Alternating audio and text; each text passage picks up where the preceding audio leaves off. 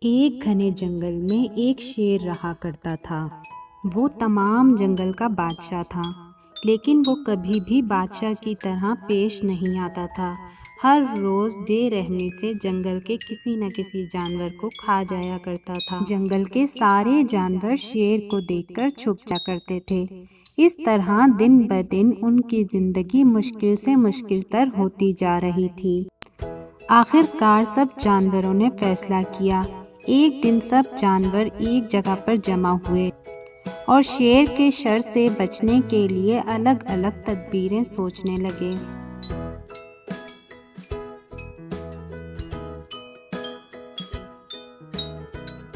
سب جانوروں نے اپنی اپنی بات رکھی۔ آخر کار گیدڑ نے ایک مشورہ دیا۔ اس نے کہا کہ ہم میں سے ایک کر کے ہر جانور روزانہ اپنی اپنی باری پر شیر کے پاس چلا جایا کرے گا اور شیر اس کو کھا لیا کرے گا۔ اس طرح باقی کے جانور سکون سے اپنی زندگی گزار سکیں گے۔ گیدڑ کی بات سن کر تمام جانوروں نے اس کی بات پر حامی بھری اور اس کے مشورے کو مان لیا گیا۔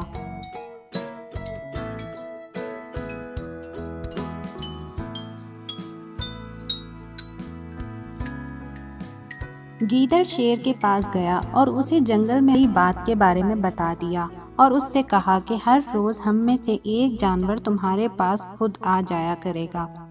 تو شیر نے کہا، ٹھیک ہے، میں جنگل کا بادشاہ ہوں، اسی لیے میں تمہاری بات مان رہا ہوں، لیکن میری ایک بات کان کھول کر سن لو۔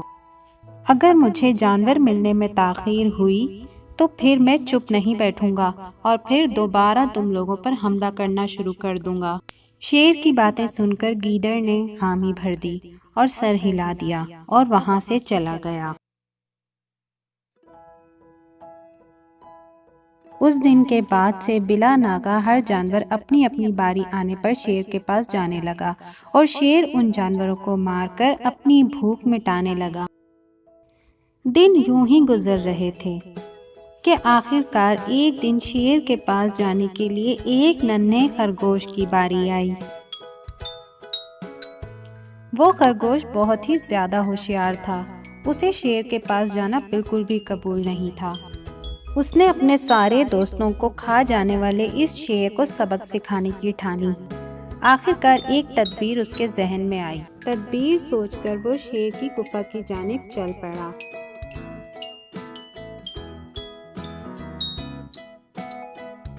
آخر کار وہ شیر کے پاس پہنچا۔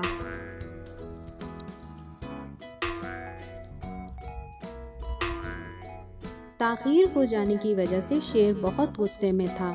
جیسے ہی خرگوش وہاں پہنچا، شیر خرگوش کو دیکھ کر کہنے لگا کہ میں نے تمہیں پہلے ہی بتا دیا تھا کہ اگر تاخیر کی تو پھر میں چپ نہیں بیٹھوں گا۔ شیر نے کہا کہ تم سب نے وعدہ خلافی کی ہے، اسی وجہ سے میں جنگل میں جا کر اپنے من پسند جانور کا شکار کروں گا۔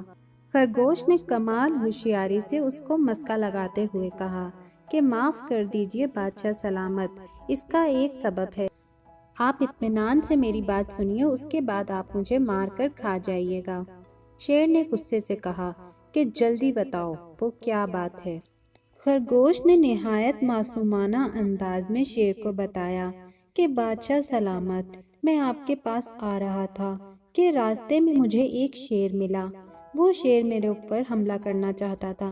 میں نے اسے آپ کی بہادری کے بارے میں بتایا، لیکن اس نے میری ایک بات نہ سنی اور آپ کے بارے میں بہت برا اس سے کہا۔ یہ سن کر میں نے غصے سے کہا کہ تم ہمارے جنگل کے نہیں ہو، تم ہمارے بادشاہ کے بارے میں ایسی باتیں مت کرو۔ میری باتیں سن کر وہ شیر مجھ پر حملہ کرنے کے لیے تیار ہو گیا۔ یہ دیکھ کر میں نے اس سے کہا کہ تم اگر مجھے مار دو گے تو ہمارے بادشاہ تمہیں ہرگز نہیں بخشیں گے۔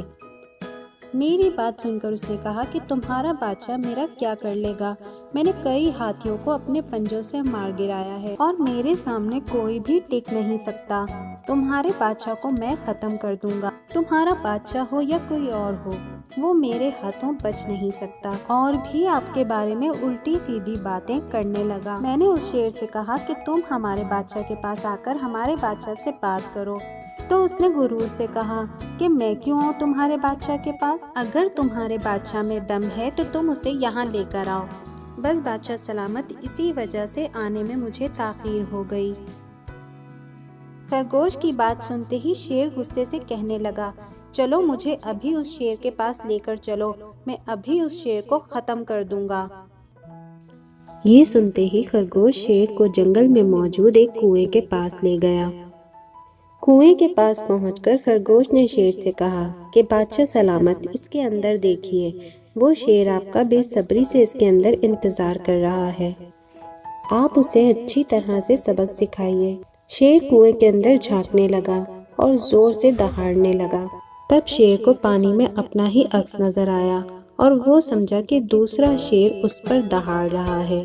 اس پر خرگوش نے شیر سے کہا، دیکھیے بادشاہ سلامت، اس کو خود پر کتنا غرور ہے اور وہ کس طرح آپ کو نیچا دکھا رہا ہے۔ اور ایسی ہی باتیں بول کر شیر کو جوش دلانے لگا۔